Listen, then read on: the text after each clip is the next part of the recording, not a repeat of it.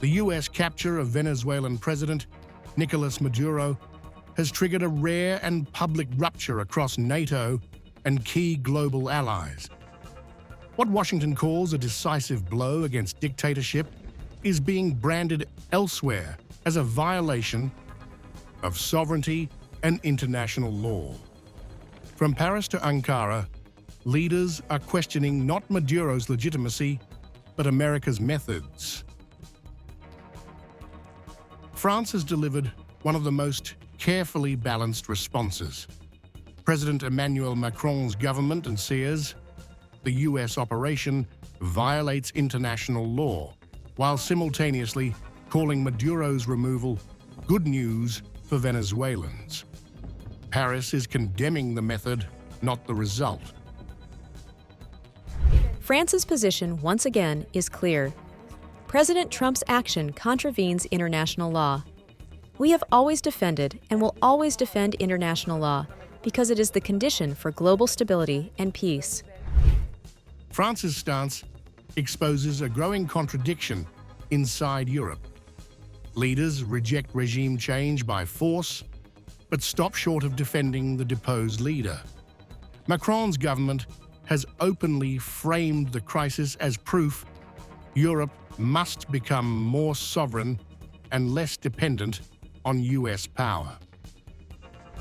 President Maduro is a dictator, and his departure is good news for Venezuelans. He has confiscated the freedom of his people and stolen the 2024 elections. These are also the words of the President of the Republic. Turkey has taken a far harder line. President Recep Tayyip Erdogan says he personally warned Donald Trump that Venezuela must not be destabilized. Ankara describes the US action as a dangerous violation of international law with global consequences. We do not condone any action that violates political legitimacy and international law, wherever it may be in the world. The violation of countries' sovereign rights and the breaching of international law are risky steps that can lead to serious complications at the global level. Inside the European Union, Slovakia has gone further than any other NATO member.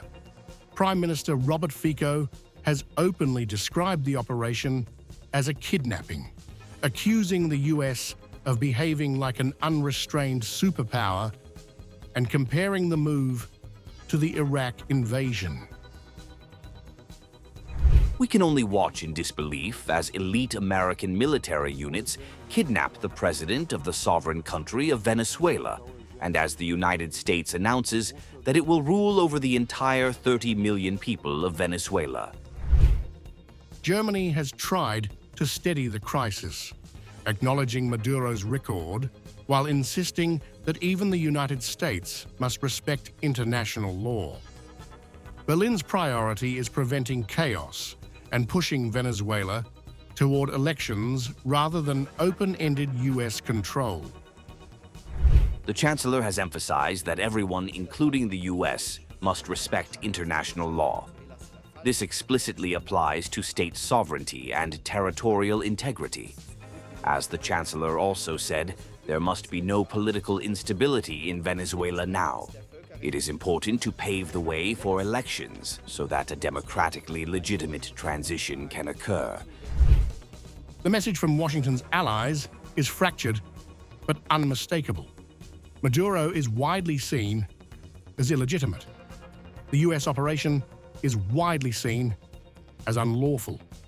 NATO and its partners agree the rules of the global order are breaking. What they cannot agree on is whether those rules still matter when power, oil, and regime change are on the line.